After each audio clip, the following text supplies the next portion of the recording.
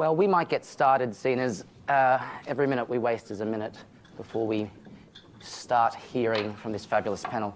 So this afternoon's session is titled Campaigning for the Future, Smaller Parties, Women and Minority Candidates.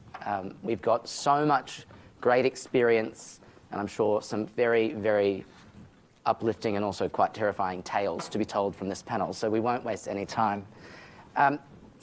For context, my name's Geoffrey. I'm an MPP student here at the Blavatnik School.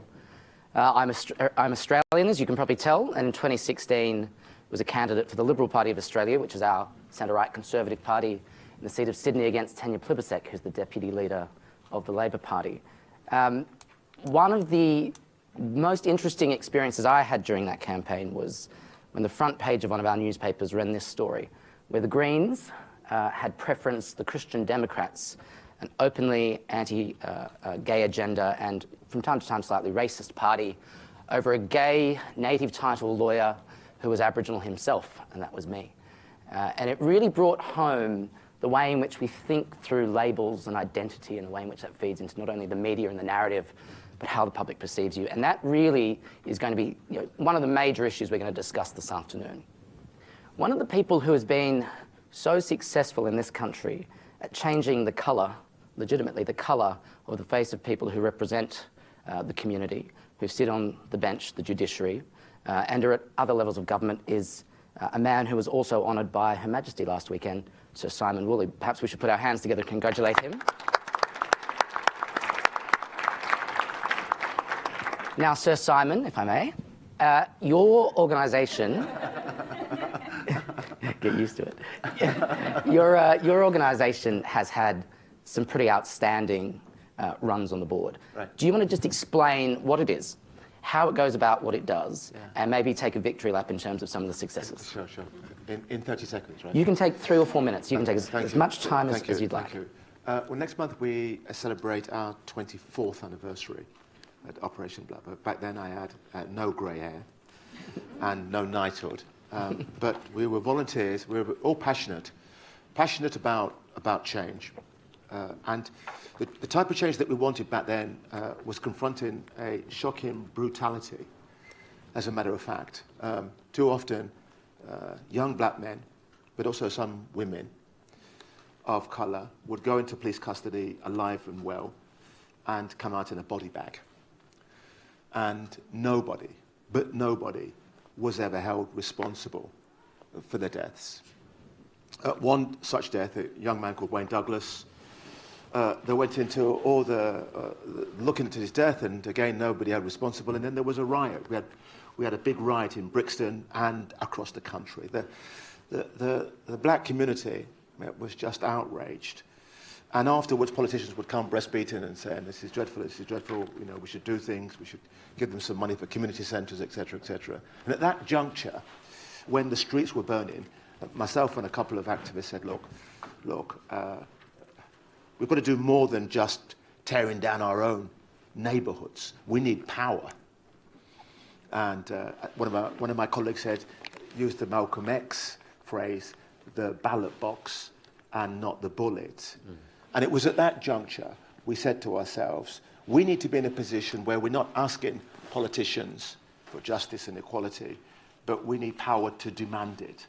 And it was my task way back then to outline just how powerful we could be, because we thought we were powerless. Things were done to us. People spoke about us. And so what I did is that I twinned the demographics of black communities with the marginal seats. Back then, the Conservatives had a majority of 24. We could decide 75. That was the eureka moment. And it was a game changer. Whereas politicians would speak down to us and use us as a stick to beat us with, now they were wooing us. John Major, back then, called himself the Brixton boy, because he was born in Brixton. Tony Blair said, I've been campaigning for Nelson Mandela. And Paddy Ashdown surrounded himself with black people. But we knew we were on to something. But critically, we knew it was more than just voting. We saw ourselves as disciples of Dr. Martin Luther King, who had more than a dream, he had a plan. And the plan was political empowerment. So our political empowerment program over these 25 years has been political education, which is, I think, what you're doing here, understanding how power works, where it lies, how to access it. Political education, political participation. You know, politics is a numbers game. Simple. And in many of the areas up and down the country, we've got the numbers, which puts you in a position where you can start making demands. And the last factor is political representation. Anywhere we said there are decisions made on our behalf, we should be around the table. And you know what? When we are around the table, everybody benefits. A bit like with gender. You know, we bring history, often a history of struggle, of resilience, of dynamism. We bring a sensibility that isn't there when we're not there. And I'd argue we bring dynamism too. So when you bring this all to the fore in all of these decision-making arenas, be it a university, be it a business, be it a local authority, everybody benefits. You allude to the power of representative democracy being representative. Now, that hasn't always and continues not to be the case necessarily when it comes to gender, a bunch of other groups. Anneliese, Dodds, you're the member for East Oxford, almost this constituency, but not quite by a few hundred yards. And previously, you're a member of the European Parliament. Talk to us about the experience as a woman coming into an elected office, and talk to us about the current situation you see both for your party and for the Commons in general in representation of women and encouraging women to join that place. Yeah, sure. So it's really good to be here. And yeah, welcome everybody to Oxford, at least. Not quite in my constituency. My bit's a bit better, no, I'm only joking. It's really good to see you all. As was mentioned, I was a member of the European Parliament for 2 years before I became an MP in Westminster, again 2 years ago. And before that, I was an academic in higher education for a number of years. I suppose I feel that people's experience, women's experience, does vary very much between different political parties and probably different situations within those parties. So I have been active within my party, the Labour Party, at a time when we've had structural mechanisms to try and ensure that women are better represented. I've had experience of winning one selection contest when there was an all-women shortlist, another when there wasn't, and then finally to become a member of the European Parliament, a situation where we had a zipped list for our region to make sure that we would have a woman at the top of that list. Actually, as it was, I garnered enough votes amongst the membership from my region to have been at the top anyway, but I was there structurally because of the system that had been set up.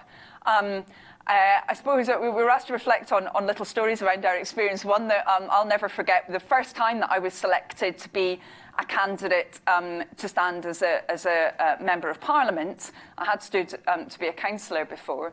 The first time that I stood to be an MP, I was talking to somebody on the doorstep, one of the members who would be eventually selecting who that candidate would be, and he said to me, "Yeah, I'm not really sure that I want to support you because the thing is, we did have one of you before." And I thought, what does he mean? Does he mean like someone from Scotland? Because I've got a Scottish accent. I mean, actually, I'm a bit of a mixture, kind of nationality-wise. But you know, I don't think the last person was. I was kind of working this out, and he said, "Yes, we had a girl last time." Okay, right. Interestingly, I would be pretty surprised if I got that kind of reaction now. That was back in 2010. I think even over the last 9 years, things have changed quite a lot. Where do I think things are now in my party? Well, we've obviously still got a long way to go right across the piece of trying to be substantively representative of the population, both in terms of gender, but also race and ethnicity, sexuality, disability status, and class. We're not representative of the population as a whole. I believe, and it's something we could go on to talk about, I think that actually a lot of the time structural mechanisms are necessary. You know, if we just kept waiting for the culture to catch up with the need for better female representation, we'd be waiting for another, I think it's something like 50 years. I think most women in the UK would like to see change before that. But of course, as well as that representation in terms of office holders, we need to see change in policy as well. And there's been a lot of really interesting work on how you ensure that. Let's just tease this out for a second. So you talk about structural mechanisms of ensuring, diverse representation, and I'd be very interested to hear from a race point of view as well, and we'll start to bring others in as well. You've experienced both mechanisms, with and without. Yeah. Often the criticism is, a person said to me recently, these are not my words, such mechanisms are helpful for an unintelligent woman who wouldn't get there on her own merit. How do you engage with that sort of sentiment, and how do you engage with that sentiment when it comes to race? Well, of course, I would say that every single person who's ever selected as a representative from my party is always brilliant and incredibly intelligent and wonderful in every way. But I've seen some women who are very, very intelligent not always being selected, and some men who are, of a whole different variety, right, being selected. So, he did go on to say unintelligent men haven't required mechanisms to be elected frequently. So exactly, and I think, unless one is going to assume, I mean, it's exactly a similar thing, I think, to schooling outcomes. We could say that, it's just the fact that, children living in poverty in the UK aren't as bright as those who were born with silver spoons in their mouths. Well, I think most evidence would suggest that's not the case. And it's the same with female political representation. There's something cultural that's going on there. And so, Simon, in your experience, quotas, other mechanisms? Yeah, I mean, I often get questioned about this, and affirmative action or quotas, and you're only selected because you're black, and et cetera, et cetera. And so, if you did get elected on the all-black shortlist, it's just because you were black. And I'd say, the funny thing is that some people would say the same about women for all women shortlist. And I remember being on Nick Ferrari's show, LBC, Shock Jock. And I said to Nick, can you name me 5 women that were elected on all women shortlists? And there was silence. 4, 3, 2, silence. So, they use it as a shut you down argument. But in reality, the first thing is that only high competency, high quality can start. And, ultimately, you've got to redress the imbalance. My argument to anyone that will listen is, I don't care how you do it, as long as you do it. And if you've tried all these other methods, then you might need to do this, at least for the short term. Rafael, you were nodding your head there. You're an elected member of the New York City Council representing districts that include Brooklyn, where you were raised, and so on and so forth. What is the experience in the United States? What is the experience in New York? And what's your view on these mechanisms to ensure diversity? Well, just to start to speak to my own story, I actually grew up in this neighborhood in Brooklyn called East New York, one of the most impoverished communities that the city has had to offer and continues to offer. I was lucky, right? I didn't get into politics in any conventional way. I wasn't a political science major. I wasn't involved in any civic groups, but I knew folks like Sir Simon Woolley who were involved and were really building that people power within their communities, who referred me to get a job with the elected official. It was up to me to, of course, to work hard within that office, to build my own respect and my own brand and make sure that I am seen as someone who can get things done within the office. But it was the party that also chose me after working for him and my boss at the time to run for office. So I did get in the office in that conventional manner, which the party decided to run me as a candidate, right? But I was ready to do it with or without the support. But I think it's important. In New York right now, there has been a big shift from financial power in driving elections to now people power. We're seeing people like Alexandria Ocasio-Cortez who are able to win elections without the millions of dollars. She was outspent by over $2 million. But because of the work she did to build communities, to use social media as a platform, to work with the leaders and within the communities, she was able to win. And it's happening across all 5 boroughs now. So right now, I think that it's a very, I don't know if the word is volatile to the system, it is. But things are changing and we're seeing this dynamic shift. And candidates now want to be seen as the grassroots candidate instead of trying to come up the conventional way of going through the Democratic Party or Republican Party. Now, Colm, you're the chairman of LGBT Conservative, and when I was running, one of the frequent, daily, thousands of times, comments would be, how can you be gay and of colour and running in the Conservative Party? Now, it was David Cameron, I believe, in the House of Commons when recommending the marriage equality bill that said, it's not in spite of, but because I'm a Conservative that I recommend this bill to the House. What is your experience in terms of the assumptions around identity and labelling and political alliance? I think it's really fascinating, and it's actually no surprise to people in politics that one of the people that I work most closely with is actually the two co-chairs of LGBT plus Labour, because all of the work that we're doing is pretty much the same, and all of the work that we're doing is trying to push along a few reluctant MPs at the back of the class, in both physically and probably in terms of scoring. But it is fascinating that day after day, if you look on our Twitter, there are people that say, how can you be gay and conservative? And I think that kind of wrapping up in identity is really strange, because of course as an organisation, you know, we are there to push an LGBT plus equality agenda, but there's also other things that people vote on. You know, this week we asked all of the Conservative leadership candidates to make a statement to our members on what they would offer. We very deliberately left the page open in terms of saying, you can say whatever you want. This is just addressing to our people. It's on our website if you go and look. And I think what you'll find perhaps most interesting, as I did, is that some of the people that you expected to put a lot of thought into it, like Rory Stewart, he's become the darling of the internet, wrote 3 sentences about how much he loves gay people, and he used the phrase gay. I'm not any kind of police of the language, but I really did think that from someone who is trying to reach out and listen, he certainly didn't seem to be very good at talking. Equally, there were people on that list that don't have the greatest record on LGBT plus rights, like Esther McVeigh, you know, Lorraine Kelly's new best friend. And she set out in great detail what she thought, what she believed, and why she voted against same-sex marriage. Yeah.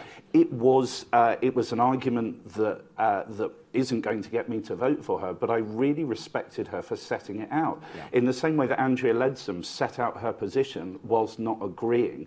And I think what that goes back to is that identity is so complicated. So for us at LGBT plus Conservatives, we've had some real success in pushing forward candidates. We at the last election had the largest number of out candidates in Parliament. Yeah. The biggest problem for me, though, was that they were all male and they were all white. My next step is to work much more closely with Simon, for example, because that's great. We've achieved one bit, but that complexity of identity means that absolutely the gay white men, great, we've got them into Parliament. Gay and lesbian women, yeah. We're still not finding enough that want to go into politics, and part of it, I think, is skilling them for the real hostile process of how you end up getting selected an MP. Now, I know it might be similar but different in the Labour Party, but in the Conservative Party, you go along to a meeting that may be as large as this, and you make your pitch, and the members vote for you.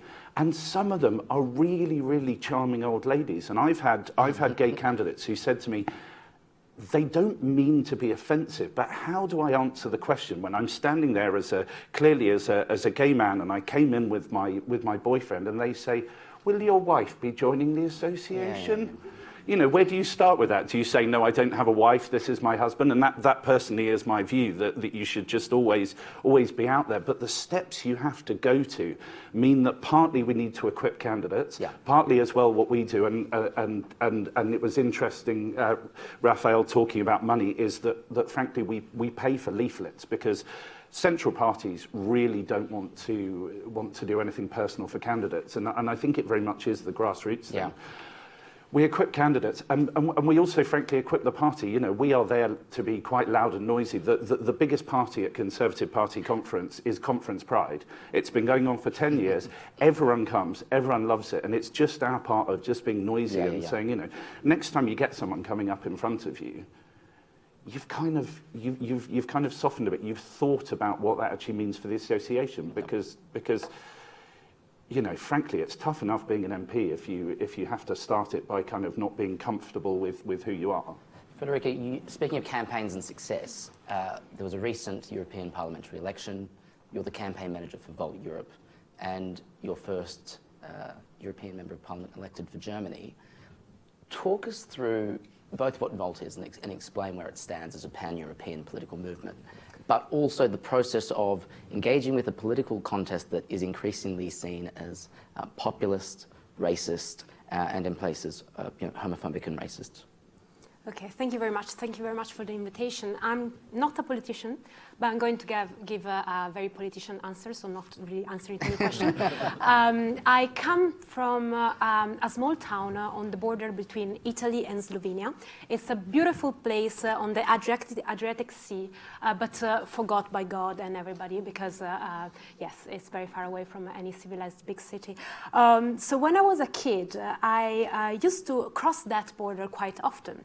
And I remember being very excited of crossing that border because I could see new cities, new landscape, but also I remember the fear and the difficulties which were linked to crossing that border because we had to carry special passports called propožnika to go on the other side of the border. We had to stay in line for hours and then being searched by Yugoslavian police before actually entering what is now Slovenia.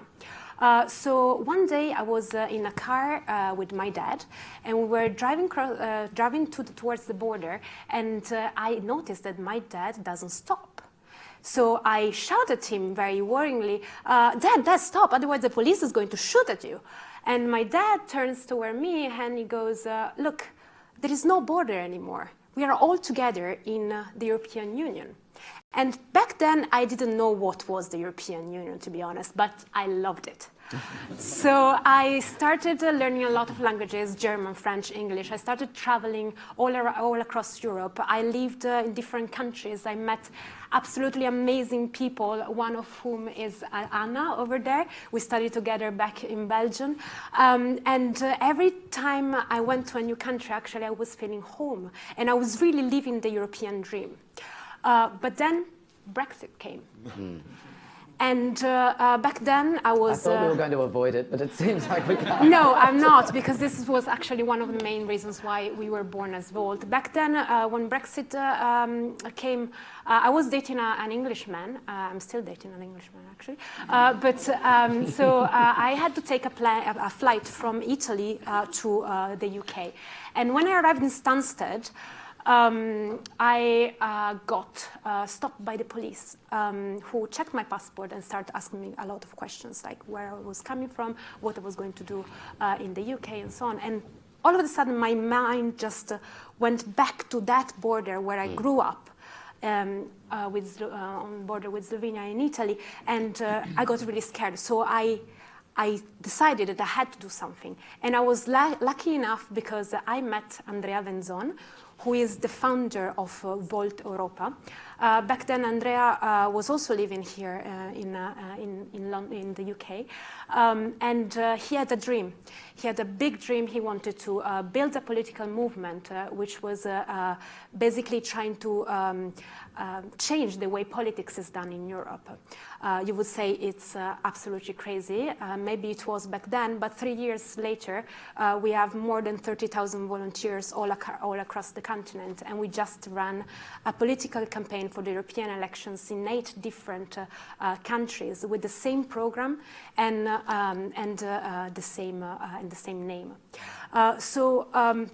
If I can just say what really made Volt successful is the fact that we belong all to a community. It's a community of young people, or at the very beginning it was young people, then we got also a lot of older generation, especially the generations that were involved into the civic movements in the 60s and the 70s. They really like Volt, they really like our struggle towards change. But we also have shared values. So we are a political movement present in every single member state of the European Union, but we are neither left nor right. Because saying you are from a left partyist in Romania is absolutely not, is not the same as saying you are from a left party in Spain.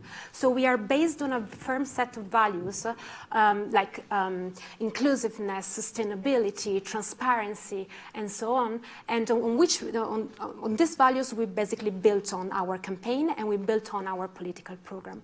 Another thing that really characterized our campaign was actually the common frustrations. It is not the same frustration, coming back to your question, so eventually answer it.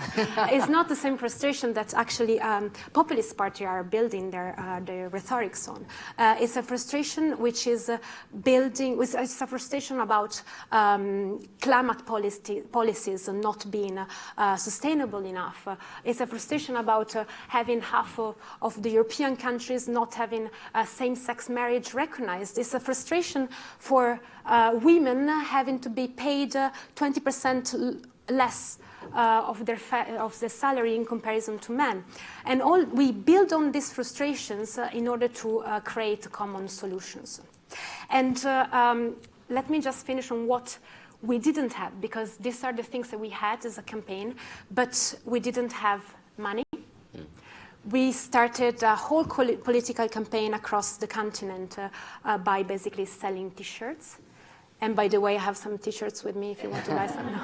Then we went on and we actually did crowdfunding campaigns and small donations, which helped us a lot. We didn't have one single regulatory framework. So there was one election, but actually 28 different electoral laws all across Europe. So this went from Italy, where we had to collect 150,000 signatures in order to present a list, to the Netherlands, where actually you don't need to collect all this. So it's very, very, very different. And also what we didn't have is a very hierarchical structure. We are a movement which is based on community organizing, and it's actually something that is very common in the US, but in Europe, nobody's ever run a campaign on community organizing. But we really believe in citizens' empowerment and in the fact that actually citizens can bring about change on their local level. I was going to crack a joke that there's a membership form under all of your seats, and then I realised that it's not particularly useful in Britain anymore. But I asked this next question, which probably gets a little bit pointier, and I ask it mindful that my diversity professor is sitting in the back row and she's yet to mark my term paper. We talk in terms of labels, and some of them we take on and accept and promote, and some of them we're probably casual or lazy with. The question is to each of you, what labels do you take on actively? Is it good to use those labels for political purposes? And a story in which you personally have felt affirmed because of the personal labels you've taken on. We'll start with you, Sir Simon. Yeah. Well, I think one of the things I'm always having to rail against is when people want to shut down arguments, is when I talk about tackling racism and xenophobia, it's, identity politics. Identity politics, and it's a way of trying to shut down the debate. But I would argue that all groups have an identity. And the most pernicious identity politics, those that often attack me, is white supremacy. By its very nature, it's saying we're better than you. My identity politics is looking for equality, is looking to be respected. But, you know, having a panel like this and listening to the group is that I've always argued that we all are multifaceted identities, and we intersect and interact with all of that. I mean, for some of you here, it might be a difficult concept that Operation Black Vote is politically black, non-white. So what we say we're the African, Asian, Caribbean, and somewhere in between, that our struggle is your struggle against, if you like, the structural white supremacy that has been the world order for the past 1,000 years or more.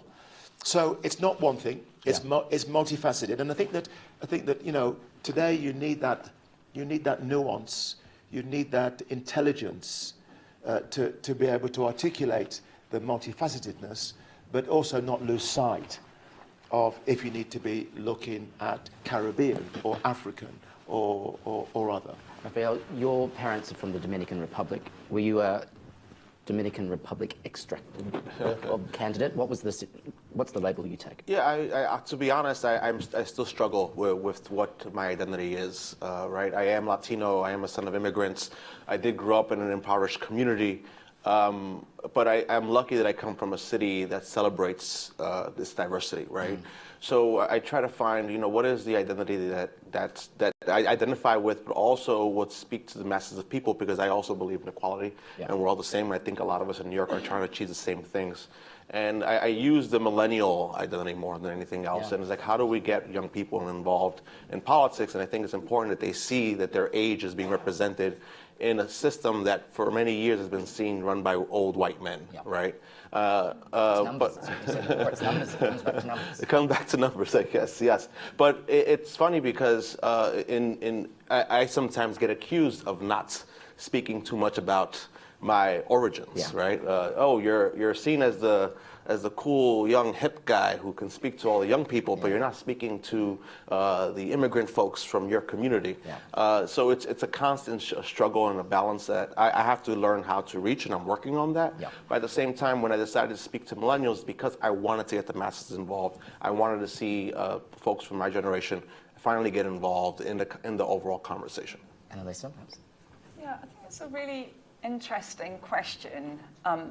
The boxes that I tend to be put into by other people at the moment, I would say the one that is used the most often in social media at the moment is that I am a Remain person, right? So when I currently, when I get negative comment on social media, it will be, here's a Remain person again.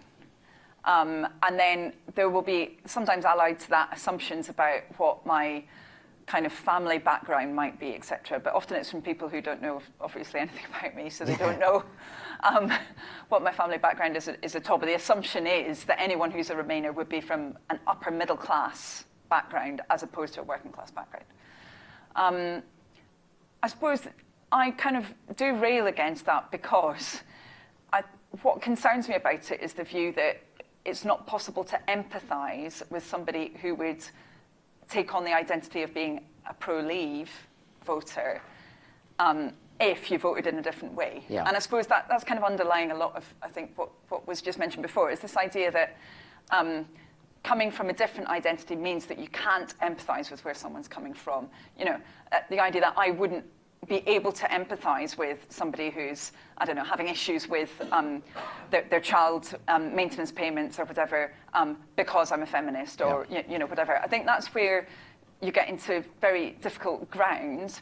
But sometimes the kind of structural inequalities and lack of empathy, they obviously lead to discrimination and patterns of discrimination. So that empathy is not always being displayed, right, by many, many politicians.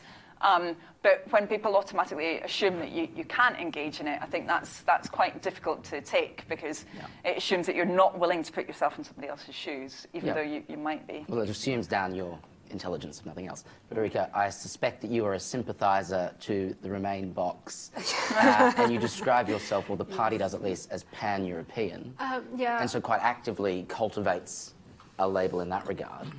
Absolutely, that was one of the labels we were given. But another label which we were given, and we tried to fight against, was actually the Millennials one. So it was the contrary to what happened to you.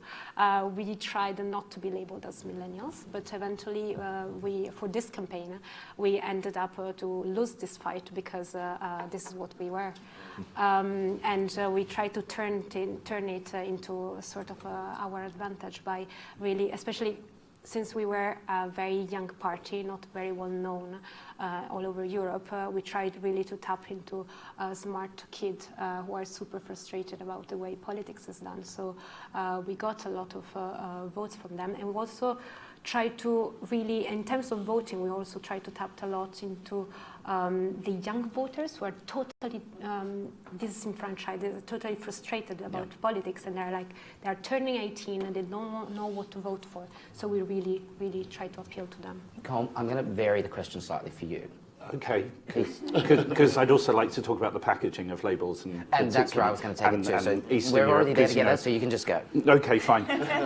So I think the fascinating thing for me is probably, particularly as a gay man, in 2019 in the southeast of England, I have the great luxury of being able to not even frankly use the label, because there is no part of my life where probably someone needs to discuss that. It's not a label I need to pin on myself. But as you were either alluding to, or I'm just going to answer anyway, I've worked as an LGBTI rights expert for the European Commission, and particularly in places like Riga and Skopje, where we've done capacity building to even get to a pride.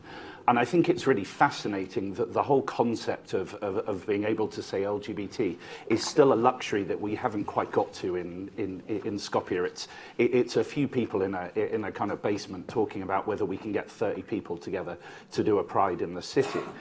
Whereas and it sometimes makes me feel sad that back in London, the biggest debate that I'm seeing at the moment is whether the T belongs with LGB. Yeah. There is a movement. There is a movement of people, and I'm going to be very unemotive about how I describe it, but there is a movement of people that think that the push for trans rights and the inclusion with others denigrates in particular the rights of lesbian and gay and bisexual women. And I think it's a really fascinating debate that we're having.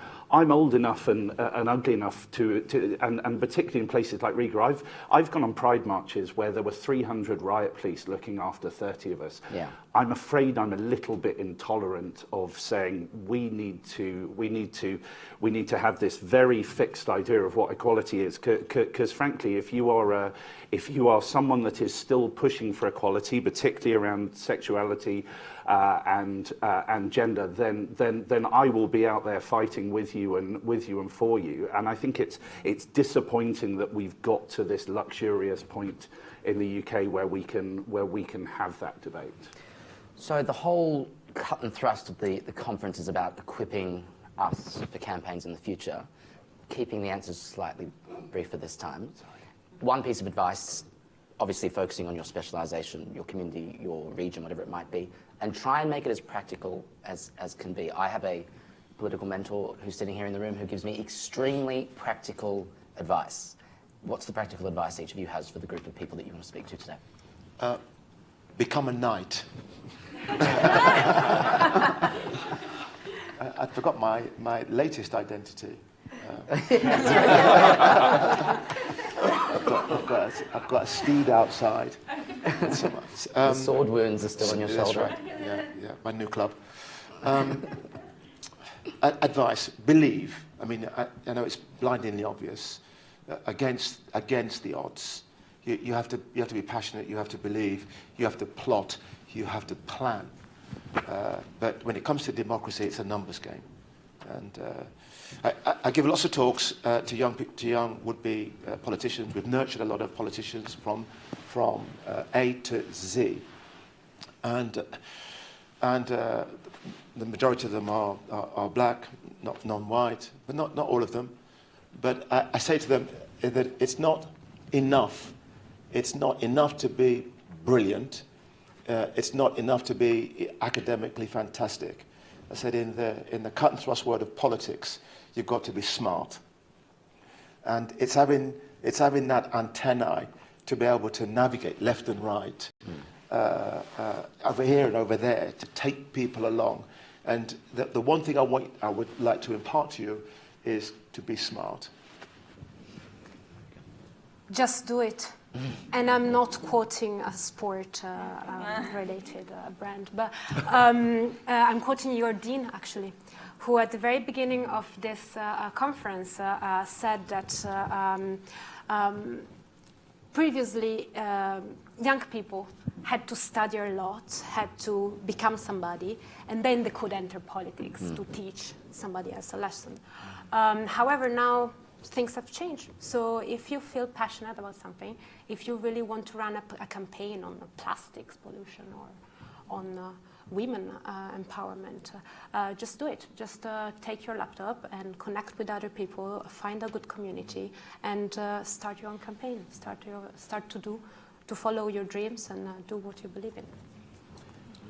I would probably say the most important quality is honesty. It's sometimes characterized as authenticity, but the most important thing when you're going out there and you're standing is to be honest with yourself, is to be honest with your friends and family about the commitment that you're taking on, but also to be honest with the people that are going to elect you and the people that are going to select you, because only by being out there and being the authentic you do they actually know what they're getting. And you know, I can see so many brilliant faces in this room that are going to change the country, but you've just got to go out and be you, because we've seen politicians in the past, particularly in my area, particularly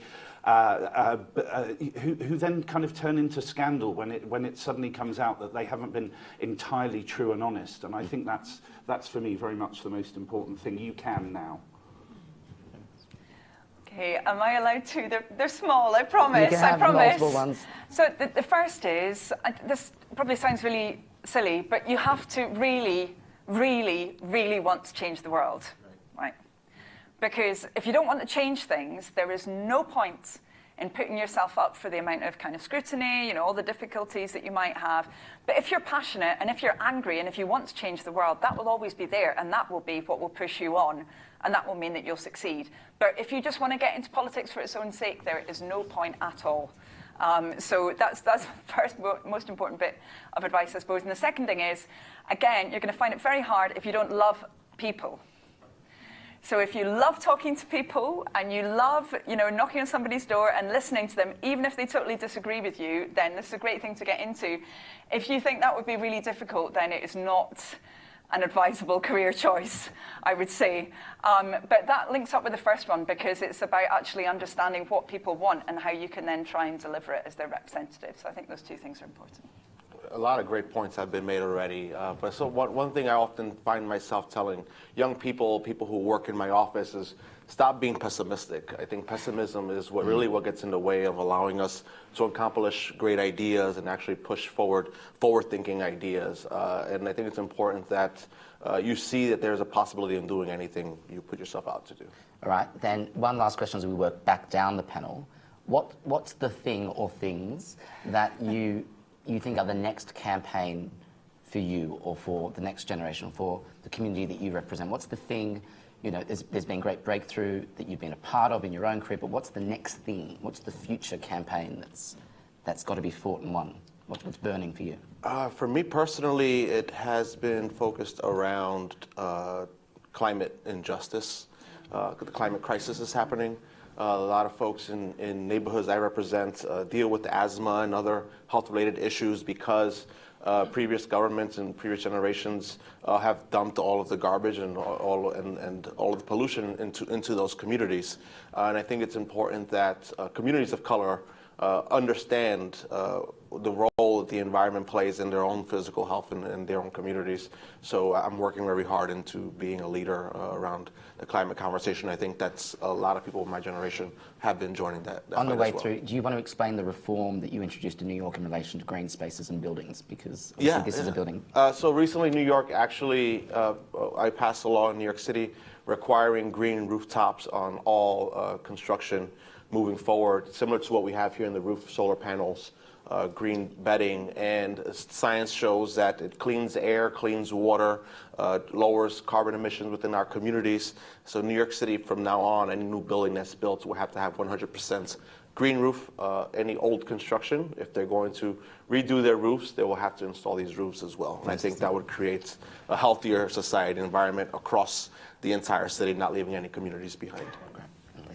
Great. I mean, that's fantastic. That's just absolutely brilliant. So, yeah, I look forward to using that example when people tell me that we can't change building regulations, which is an argument I've been having. But I think that actually really we're seeing a tipping point now around particularly the climate crisis, I would agree. And is the one thing, currently British politics is not necessarily the most inspiring place. I don't know if others would agree with this, because there is so much procedural discussion around Brexit in particular, which doesn't feel like it's getting anywhere. But over the last 2 years, I've seen more progress when it comes to dealing with the climate crisis, even over the last few months as well, than over about more than 20 years of political activism since I've been trying to work on that. So it really feels like we're getting somewhere. I think it's very exciting, but we've got to keep the pressure on. And I think it's to do with people knowing that it's a crisis, knowing that we've got 11 years to make that change. If we don't, it's going to be too late. And I'm certainly very optimistic that we will get there, because, as I say, we've seen a lot of change on that. And there's a lot going on in this city. So you're in a great place when it comes to dealing with the climate crisis, because there's lots and lots of innovation happening right now here. I think for me, probably the biggest challenge coming is the fact that we are about to have a new Prime Minister. And I know certainly from my experience, equality in the UK needs to be led from the front. I remember that under Tony Blair and David Cameron, we achieved a lot. Under the most recent Prime Minister, we're told we achieved a lot. There's not so much on my dance card that's actually been fully ticked off. And so the biggest challenge immediately is saying, absolutely, there is all sorts of other stuff going on. And I think that is typical of today's politics, that unfortunately, I'd love to say climate change, but here in my box, I've got to say, be out there front and centre with the new Prime Minister and say, we've got to finish the reforms on the GRA Act, we've got to improve some of the healthcare access, and we've got to solve the problems of equality in Northern Ireland. And I'm pretty glad that I'm not an MP having to come up with a solution to some of those. That's a tough one. I would say making European citizens believe in politics again. And we just elected our first member of European Parliament, and the very special thing about him is the fact that he's German, but he doesn't represent only German electorate. He represents Italian voters from Italy, from Spain, from Hungary, from Czech Republic, and so on. So we will need in the next 5 years really to make sure that this pan-Europeanism that we are preaching is going to become reality. Three quick things. One is this new drive that is empowering Africans across Europe, confronting how people describe as Afrophobia. And the European Union have been very big on this now, making directives to tackle the racism that is subject to 25 million Africans, often few with very few rights. That's the first thing. And I'm just seeing the empowerment of black Germans, black Belgians, and others coming together. The second, which is also international, but I'm very much a part of the push towards progressive drugs policy. We need a debate. I mean, we heard Michael Gove talk about his cocaine use and how ashamed he was. I mean, come on. Like, millions of people are taking drugs on a recreational basis. Why didn't he say, I used cocaine, I enjoyed it? Now, are there problems with gangs? Let's decriminalize the drug use. Have an adult debate. And if we do, millions of lives will be saved. That we'll be able to move an area that is so sparse in adult conversation. It's breathtaking. And the final thing, I have a 13-year-old son. Of course, I love my son. And we talk politics. But he came home with this. He found it on the bus. It's called the British Movement. And it talks about national socialism. It says, unless the British act, we, the Aryan white British, will be a racial minority in our homeland. Only national socialism can create the kind of political and social force necessary to stop the disaster. With that achieved, we can halt the third world flood into our country, the hard but necessary task of total repatriation, expulsion, if we must. This is in 2019. That's on our doorstep, and this is raging across Europe with populism, I'm scared. I'm scared that if we ignore it, that if we think it won't happen again, then it will creep upon us something shocking. Well, that is an extremely powerful note to finish on, and I think the only way we can react is by thanking all of our panelists with a round of applause.